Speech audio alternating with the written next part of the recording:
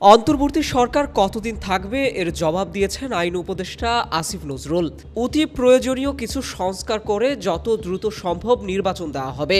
মঙ্গলবার সচিবালয়ে এক সংবাদ সম্মেলনে সাংবাদিকদের প্রশ্নের জবাবে আইন উপদেষ্টা আসিফ নজরুল কথা বলেন। সংবাদ সম্মেলনে একজন সাংবাদিক প্রশ্ন করেন, অন্তর্বর্তী সরকারের বিষয়ে সর্বত্রই একটি প্রশ্ন শোনা যাচ্ছে, সেটি হলো তারা কতদিন থাকবে, তাদের মেয়াদ কতদিন হবে, নির্বাচন কবে হবে। এ বিষয়ে জবাব দিতে গিয়ে আইন উপদেষ্টা অধ্যাপক আসিফ নজরুল বলেন, এটি আইন মন্ত্রণালয়ের বিষয় না।